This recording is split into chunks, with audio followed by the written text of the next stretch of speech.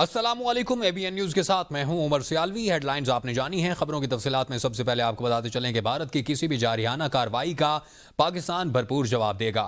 وفاقی وزیر اطلاعات عطا تارڑ نے کہا کہ رات گئے ہم پریس کانفرنس کی، ان کا کہنا تھا کہ بھارتی حکومت آئندہ 24 گھنٹوں میں پاکستان پر حملے کی منصوبہ بندی کر رہی ہے، جو کہ خطے میں امن کے لیے سنگین خطرہ ثابت ہو سکتا ہے۔ پاکستان ایک پرامن ملک ہے، لیکن کسی بھی مہم جوئی یا جنگی اقدام کا جواب قومی وقار کے ساتھ دیا جائے گا۔ انہوں نے واضح کیا کہ اگر بھارت نے جنگ چھیڑی تو اس کے نتائج کا مکمل ذمہ دار وہ خود ہوگا۔ پاکستان کی مسلح افواج مکمل طور پر الرٹ ہیں اور ملکی سرحدوں کی حفاظت کے لیے تیار ہیں۔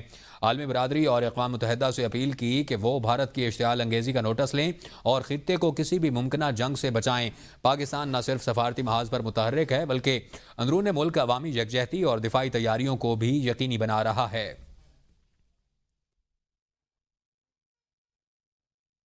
پاکستان کے پاس مستند انٹیلیجنس اطلاعات ہیں کہ اگلے 24 سے 36 گھنٹوں میں پہلگام واقعے سے جڑے بے بنیاد اور خود ساختہ الزامات کو بنیاد بنا کر بھارت پاکستان کے خلاف فوجی کارروائی کرنے کا ارادہ رکھتا ہے۔ بین الاقوامی برادری کو یہ سمجھنے کی ضرورت ہے کہ جنگ سے ہونے والے تباہ کن نتائج کی ذمہ داری صرف اور صرف بھارت پر عائد ہوگی۔ پاکستان اس بات کا واضح اعادہ کرتا ہے کہ بھارت کی طرف سے کسی بھی قسم کی فوجی مہم جوئی کا یقینی اور فیصلہ کن جواب دیا جائے گا۔ پاکستانی قوم اپنی خود مختاری اور علاقائی سالمیت کا ہر قیمت پر دفاع کرے گی۔ وزیر اعظم کا سیکرٹری جنرل اقوام متحدہ سے رابطہ۔ اقوام متحدہ نے پاکستان کی امن کی کاوشوں کی کھل کر تعریف کر دی۔ شہباز شریف اور انتونیو گوتریس میں جنوبی ایشیا کی صورتحال پر تفصیلی تبادلہ خیال ہوا۔ وزیر اعظم نے کہا کہ پاکستان دہشت گردی کی ہر شکل کی شدید مذمت کرتا ہے۔ انہوں نے کہا کہ بھارتی پروپیگنڈا کشمیری جد و جہد کو دہشت گردی سے جوڑنے کی کوشش ہے۔ مقبوضہ کشمیر میں ریاستی دہشت گردی کے ناقابل تردید شواہد موجود ہیں۔ وزیر اعظم نے دو ٹوک پیغام دیا کہ پاکستان اپنی خود مختاری پر کوئی سمجھوتا نہیں کرے گا۔ انہوں نے کہا کہ اقوام متحدہ بھارت کو ذمہ داری کا مظاہرہ کرنے کا مشورہ دے۔ وزیر اعظم نے مزید کہا کہ مسئلہ کشمیر جنوبی ایشیا کی بدامنی کی جڑ ہے۔ پاکستان عالمی امن کے لیے مثبت کردار جاری رکھے گا۔ سیکرٹری جنرل اقوام متحدہ نے پاکستان کی کاوشوں کی سراہا اور کشیدگی سے گریز کی اپیل کی۔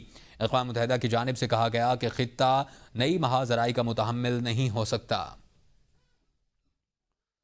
طاس معاہدے کی خلاف ورزی کی گئی تو یہ اعلان جنگ تصور ہوگا۔ پاکستان اقدام سے پہل نہیں کرے گا، لیکن اینٹ کا جواب پتھر سے دیا جائے گا۔ نائب وزیر اعظم اسحاق ڈار کا سینٹ میں اظہار خیال۔ کہا پلوامہ حملہ ہوا تو مقبوضہ کشمیر میں آرٹیکل 370 کو ختم کر دیا گیا، اور اس دفعہ ہماری سوچ ہے کہ 2-2.5 سال سے لگے ہوئے ہیں۔ کبھی کہتے ہیں کہ حالات تبدیل ہو گئے اور اس سے معاہدہ ختم نہیں ہو سکتا۔ یہ اسی وقت ہو سکتا ہے جب دونوں فریقین متفق ہوں۔ مجھے شک ہے کہ شاید اسے ختم کرنے کے لیے ڈرامہ رچایا گیا۔ نائب وزیر اعظم اسحاق ڈار نے کہا کہ پہلگام واقعے کا ملبہ پاکستان پر ڈالنے کی کوشش کی جا رہی ہے۔ پہلگام واقعے میں پاکستان کا کوئی ہاتھ نہیں ہے۔ پہلگام واقعے کی غیر جانبدارانہ تحقیقات میں مکمل تعاون کی پیشکش کی۔ یہ نہیں ہو سکتا کہ دنیا میں کہیں بھی کچھ ہو، الزام پاکستان پر لگا دیا جائے۔ ہمارے پانی کے ساتھ کوئی گڑبڑ کی، یہ تو پیپر پہ ہے نا بحث وہی ہے، تو ہم پھر یہ ایک جنگ تصور ہوگی۔ یہ ہم پہل نہیں کریں گے۔ اگر انڈیا نے یہ کام کیا، ان کا جواب پتھر سے دیا جائے گا انشاءاللہ۔ یعنی اس پہ شک ہے اور اکثر لوگوں کو شک ہے کہ شاید اس ٹریٹی کو کرنے کے لیے تمام ڈرامہ رچایا گیا، کہ پاکستان کا اس میں الحمدللہ کوئی ہاتھ نہیں ہے، کیونکہ یہ 2-2.5 سال سے لگے ہوئے ہیں۔ کبھی کہتے ہیں کہ کچھ حالات چینج ہو گئے ہیں، کبھی کچھ ٹریٹی جو ہے وہ بائنڈنگ ہوتی ہے، نہ ختم ہو سکتی ہے نہ یہ تبدیل ہو سکتی ہے انلیس کہ اس کو ایگری کرے اور اس پہ اتفاق کرے۔ پاکستان نے بھارتی ریاستی دہشت گردی بے نقاب کر دی۔ پاکستان کے اندر دہشت گردی کی وارداتوں میں حاضر سروس بھارتی فوجی ملوث۔ پاک فوج کے ترجمان نے ثبوت میڈیا کے سامنے رکھ دیے۔ D G I S P R کا کہنا ہے کہ بھارتی فوج کے حاضر سروس افسر اور اہلکار پاکستان میں دہشت گردی کا نیٹ ورک چلا رہے ہیں۔ مقبوضہ کشمیر میں تعینات میجر سندیپ ورما، صوبے دار سکھوندر اور حوالدار امیت دہشت گردوں کا ایک نیٹ ورک چلاتے ہیں۔ دہشت گردوں کے بھارتی ہینڈلرز کی audio calls, what's app messages اور رقوم کی ادائیگی کے ثبوت میڈیا کے سامنے پیش۔ لیفٹیننٹ جنرل احمد شریف نے کہا کہ پہلگام واقعے کے بعد بھارت نے پاکستان پر جھوٹے الزام لگائے اور ابھی تک ایک بھی ثبوت نہیں دیا۔ ہمارے پاس ثبوت ہیں کہ بھارت پاکستان میں ہونے والی دہشت گردی میں ملوث ہے اور ابھی صرف ایک نیٹ ورک کا ثبوت پیش کر رہے ہیں۔ ایسے مزید ثبوت میڈیا کے سامنے رکھیں گے۔ As state is involved in undertaking cross-border terrorism inside Pakistan, جس میں explosives, IEDs and other materials are being provided to terrorists to target not only military but also innocent civilians. 25 April, Indian trained, is a Pakistani citizen, Indian trained and sponsored terrorist Abdul Majid was apprehended near Jhelum bus stand. اس کے پاس سے ایک I D تقریباً 2.5 kg کی برآمد ہوئی، 2 mobile phones تھے، وہاں سے 10 لاکھ روپے کیش برآمد ہوا۔ D G I S P R lieutenant general Ahmed Sharif Chaudhry کا کہنا ہے کہ بھارتی ایجنٹ مجید کو 25 اپریل کو جہلم سے گرفتار کیا گیا اور اس کے قبضے سے آئی ای ڈی، انڈین ڈرون اور 2 موبائل فون برآمد ہوئے جن کے ذریعے وہ بھارت سے رابطے میں تھا۔ اس کا ہینڈلر بھارتی فوجی سکندر، جن کا اصل نام صوبیدار سکھوندر ہے، جبکہ گروپ کا سربراہ میجر سندیپ ورما عرف سمیر ہے، جو کہ نوشہرہ مقبوضہ کشمیر میں تعینات ہے۔ مجید نے بلوچستان سے لاہور تک نیٹ ورک میں کام کیا اور کئی دہشت گرد کارروائیاں کی، جن میں 13 اکتوبر 2024 کو باغ آزاد کشمیر میں دھماکہ شامل ہے، جن میں 3 فوجی زخمی ہوئے۔ 30 نومبر کو مجید نے جلال پور جٹا میں فوجی گاڑی کے ساتھ آئی ای ڈی لگائی، جس میں 4 جوان زخمی ہوئے اور اسے ان کارروائیوں کے بدلے میں لاکھوں روپے دیے گئے۔ 18 مارچ اور 22 اپریل کو بھی اسے آئی ای ڈی بھیجی گئیں اور 24 اپریل کو بس اسٹینڈ پر بڑا حملہ کرنے کی ہدایت ملی، مگر اگلے دن وہ گرفتار ہو گیا۔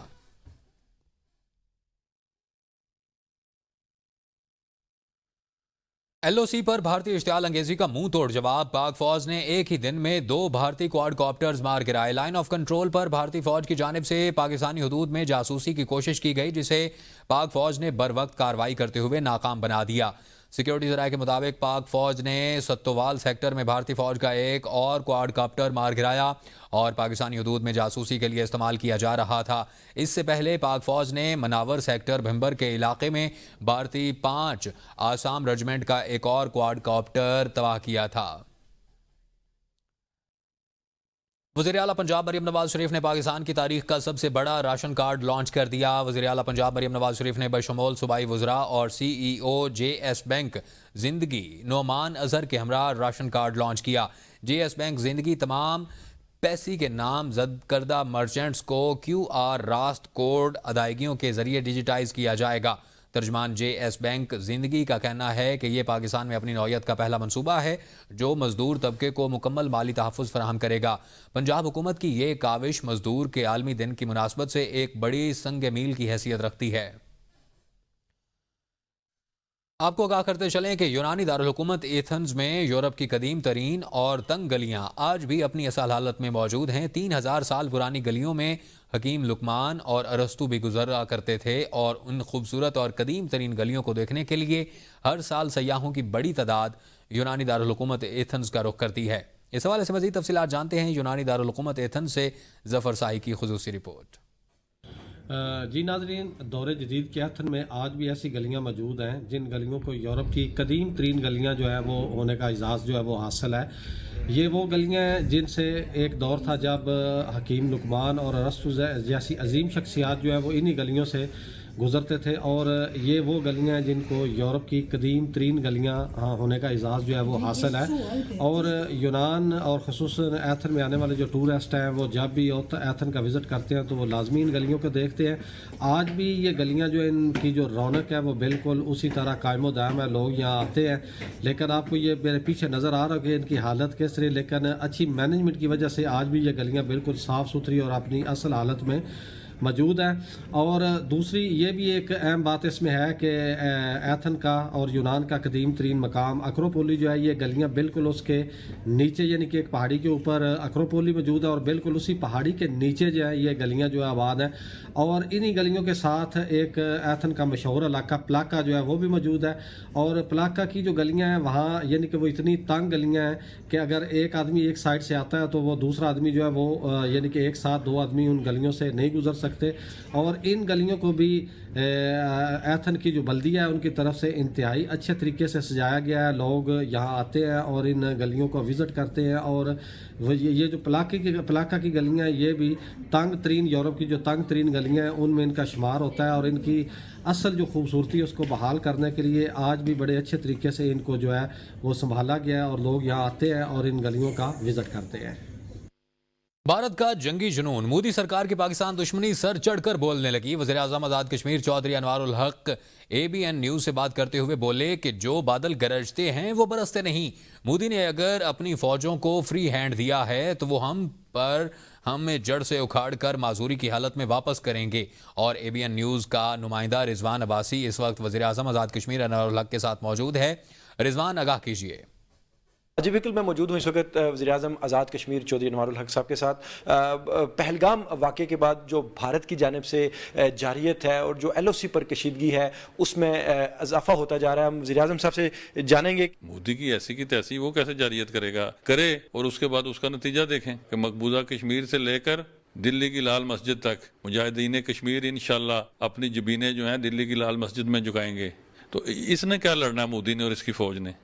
ये सिर्फ नहते मुसलमानों का खून, वक्फ जैसी जो काले कवानीन हैं उनको पास कर सकते हैं, जो मिनॉरिटीज़ हैं उनको मार सकते हैं। जब तुम इस दहशतगर्दी से बाज नहीं आओगे तो हम तुम्हें दुनिया की तारीख में इबरतनाक जो है वो शिकस्त देंगे इंशाल्लाह। जी बिल्कुल, वज़ीर-ए-आज़म आज़ाद कश्मीर जो भारत की जानिब से कशीदगी है और जो जारियत की जा रही है उस हवाले से बड़े ही पुरअज़्म हैं, और नरेंद्र मोदी के हर वार को भरपूर अंदाज में जवाब देने के लिए भी तैयार हैं। बरतानिया के शहर ब्रैडफोर्ड में कम्युनिटी की मुमताज़ हमारी शख्सियत doctor Manoj Joshi, member British empire ने ब्रैडफोर्ड युगांडा इन्वेस्टमेंट प्रमोशन के नाम से शानदार तकरीब का इनेकाद किया, जिसमें कम्युनिटी के अहम रहनुमाओं ने शिरकत की। मज़ीद तफसीलात काजी कामरान की रिपोर्ट में। ब्रैडफोर्ड और युगांडा के दरमियान सरमायाकारी को फ़रोग देने के लिए मनोज जोशी की तरफ से मुनक़िद किए गए इवेंट में बरतानिया में युगांडा के high commissioner नमेशा J मेडवानी, Lord mayor of Bradford, mayor of कैथले, साबिक लॉर्ड मेयर ब्रैडफोर्ड, मारूफ कारोबारी शख्सियत चौधरी मोहम्मद यूनुस, गिलगित बल्तिस्तान के आज़ादी सफ़ीर हारून रशीद और कम्युनिटी के अफराद की बड़ी तादाद ने खुसूसी शिरकत की। इस मौका पर नमेशा जे मेडवानी ने सरमायाकारी के हवाले से शुरका को बताया कि युगांडा में सरमायाकारी के सुनहरी मौके मौजूद हैं और सरमायाकारी महफूज भी है। G has put together a fantastic opportunity for Bradfordians to meet the team of the Ugandan High Commission.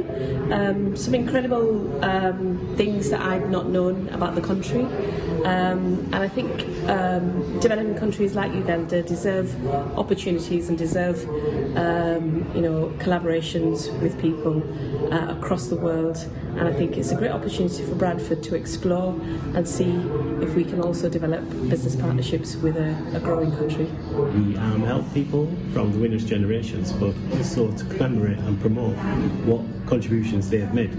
Today's event regarding the trade and conference regarding Bradford in Uganda has been an insightful conference and taken a lot from it in terms of opportunities. The High Commissioner has given people the opportunities to promote and be part of Uganda's growth. And I think this is a great opportunity for people of Bradford, not just people already in business, but people who want to do business internationally as well. So this is a great event and a great start of the interactions between the UK and Uganda. And to have this in the UK City of Culture 2025. To have the Uganda High Commission come to Bradford to celebrate UK City of Culture 2025, and by that I mean the people of Bradford, because we are celebrating their culture, their history, their art, their music, and in return we are also learning about Uganda's history, culture, and above all opportunity to do business. So this conference has been arranged by me to facilitate two-way Uganda to Bradford and Bradford to Uganda economic opportunity and unity. Europe and United Kingdom Association. We cover all the Ugandans living within the diaspora, within Europe and the UK. The goal or the major objects for us is to connect, have a collaborative voice of all Ugandans within the diaspora. However, today we have a very special occasion, and this within this city where we are in Bradford, very, very beautiful city. The city of Bradford is hosting the Uganda Bradford Investment Promotion event. Within this event, we have such a good lineup of dignitaries.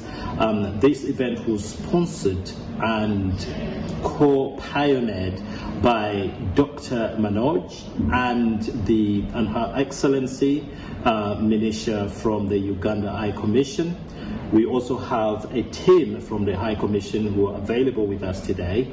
But on the sidelines, we had the Honourable Her Excellency Minisha couldn't make it today because she had other engagements. But fortunately, we were able to have her online with the permanent secretary, Gobi, on the other side. But much as they were only with us for about 15 minutes. तकरीब के शुरका ने Uganda और Bradford के दरमियान सरमायाकारी के फरोग के लिए doctor Manoj Joshi की कोशिशों को सराहा और युगांडा में सरमायाकारी की जानिब गहरी दिलचस्पी का इजहार किया। कैमरा टीम के साथ काजी कामरान, ब्रैडफोर्ड। न्यूज़ स्टूडियो से फिलवक्त के लिए इतना ही। हाजिर होते हैं हेडलाइंस के साथ। देखते रहिए ABN न्यूज़।